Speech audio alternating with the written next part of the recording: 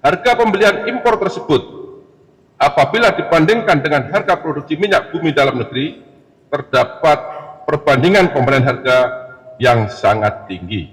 Diperoleh fakta adanya perbuatan jahat atau mens rea antara penyelenggara negara yang bertujuan untuk mendapatkan keuntungan secara melawan hukum dan merugikan keuangan negara.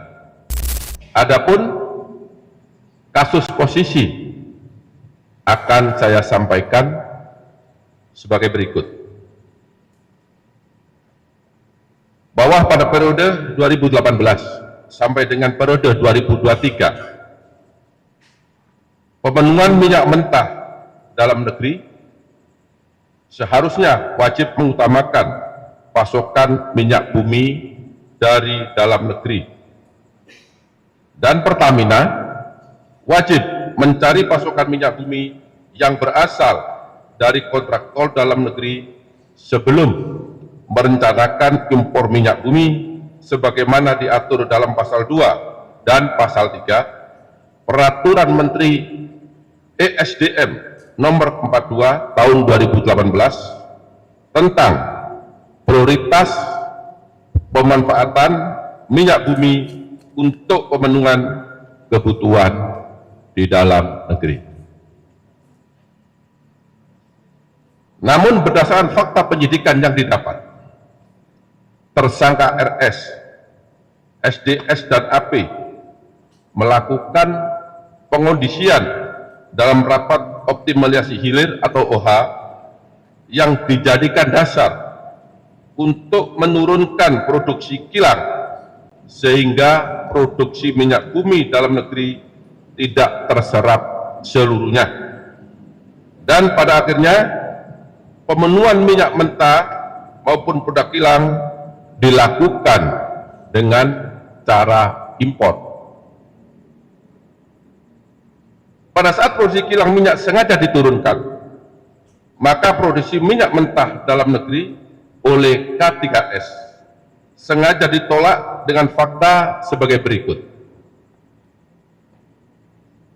Produksi minyak mentah oleh K3S tidak memenuhi nilai ekonomis, padahal harga yang ditawarkan oleh K3S masih masuk range harga HPS. Yang kedua, produksi minyak mentah K3S dilakukan penolakan dengan alasan spesifikasi tidak sesuai dengan spek. Namun faktanya, minyak mentah bagian negara masih sesuai dengan spek kilang dan dapat diolah atau dihilangkan kadar merkuri atau sulfurnya. Jadi kerjasama antara pemerintah dengan pihak K3S, kontraktor kontrak kerja pelaksana ini, ada bagian minyak yang sebagian K3S dan sebagian negara atau Pertamina dengan kualitas yang sama berdasarkan persentase yang telah disepakati. Pada saat produksi minyak mentah dalam negeri oleh K3S ditolak dengan dua alasan tersebut, maka menjadi dasar minyak mentah Indonesia dilakukan ekspor. Jadi bagian K3S tadi karena ditolak dengan alasan tidak sesuai dengan spek, harganya tidak sesuai dengan HPS, maka secara otomatis bagian K3S harus diekspor ke luar negeri. Untuk memenuhi kebutuhan dalam negeri, maka kilang Pertamina Internasional melakukan impor minyak mentah dan PT Pertamina Patraniaga melakukan impor produk kilang. Harga pembelian impor tersebut apabila dibandingkan dengan harga produksi minyak bumi dalam negeri, terdapat perbandingan pembelian harga yang sangat tinggi atau berbeda harga yang sangat signifikan. Jadi saya perjelas, pada saat K3S mengekspor bagian minyaknya karena tidak dibeli oleh PT Pertamina, maka pada saat yang sama PT Pertamina mengimpor minyak mentah dan produk kilang. Selanjutnya, untuk kegiatan pengadaan impor minyak mentah oleh PT Kilang Pertamina Internasional dan produk kilang oleh PT Pertamina Patraniaga diperoleh fakta adanya perbuatan jahat atau mens rea antara penyelenggara negara, yaitu tersangka SDS, AP, RS, dan JF bersama dengan demut atau broker, yaitu tersangka MK, DW, dan GRJ, sebelum tender dilaksanakan dengan kesepakatan harga yang sudah diatur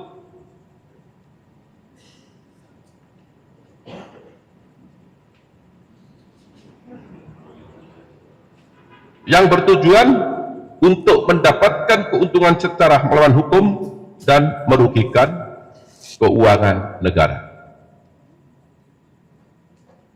Permufakatan tersebut diwujudkan dengan adanya tindakan atau aktus reus pengaturan proses pengadaan impor minyak mentah dan impor produk kilang, sehingga seolah-olah telah dilaksanakan sesuai dengan ketentuan dengan cara mengkondisikan pemenangan demut atau broker yang telah ditentukan dan menyetujui pembelian dengan harga tinggi melalui spot yang tidak memenuhi persyaratan, yaitu dilakukan dengan cara tersangka RS, SDS, dan AP memenangkan demut atau broker minyak mentah dan produk kilang secara melawan hukum.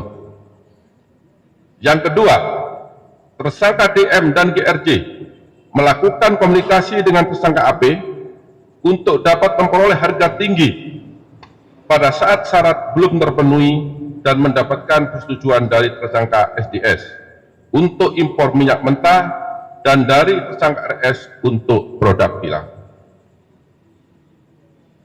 Dalam pengadaan produk kilang yang dilakukan oleh PT Pertamina Patraniaga, tersangka RS melakukan pembelian atau pembayaran untuk RON 92, padahal sebenarnya yang dibeli adalah RON 90 atau lebih rendah, kemudian dilakukan blending di depo untuk menjadi RON 92, dan hal tersebut tidak diperbolehkan atau bertentangan dengan ketentuan yang ada. Pada saat telah dilakukan pengadaan impor minyak mentah dan impor produk kilang, diperoleh fakta adanya markup kontrak shipping atau pengiriman yang dilakukan oleh tersangka YF selaku Direktur Utama PT Pertamina International Shipping, sehingga negara mengeluarkan fee sebesar 13 sampai dengan 15% secara melawan hukum, sehingga tersangka MKAR mendapatkan keuntungan dari transaksi tersebut. Pada saat kebutuhan minyak dalam negeri mayoritas diperoleh oleh produk impor secara melawan hukum, maka komponen harga dasar yang dijadikan acuan untuk penetapan HP atau harga indeks pasar bahan bakar minyak untuk dijual kepada masyarakat menjadi mahal atau lebih tinggi, sehingga jadikan dasar pemberian kompensasi maupun subsidi bahan bakar minyak setiap tahun melalui APBN. Adanya beberapa perbuatan melawan hukum tersebut telah mengakibatkan adanya kerugian keuangan negara sekitar 197 triliun yang bersumber dari berbagai komponen. Yang pertama, kerugian ekspor minyak mentah dalam negeri, kemudian kerugian impor minyak mentah melalui demut atau broker, kerugian impor BBM melalui demut atau broker, kerugian pemberian kompensasi, dan kerugian karena pemberian subsidi karena harga minyak tadi menjadi tinggi. Perbuatan tersangka melanggar ketentuan pasal 2 ayat 1, junto pasal 3, junto pasal 18 Undang-Undang Nomor 31 tahun 1999 sebagaimana diubah dengan Undang-Undang Nomor 20 tahun 2001 tentang Undang-Undang Pemberantasan Tindak Pidana Korupsi junto pasal 55 ayat 1 ke 1 Kitab Undang-Undang Hukum Pidana. Demikian perkembangan penyidikan terkait dugaan tindak pidana korupsi dalam tata kelola minyak mentah dan produk kilang pada PT Pertamina Persero, subholding dan kontraktor kontrak kerja atau K3S yang dapat kami sampaikan. Apabila ada kata-kata yang kurang jelas, yang kurang berkenan, saya mohon maaf dan saya akhiri. Wabillahi taufiq wal hidayah. Wassalamualaikum warahmatullahi wabarakatuh. Waalaikumsalam warahmatullahi wabarakatuh.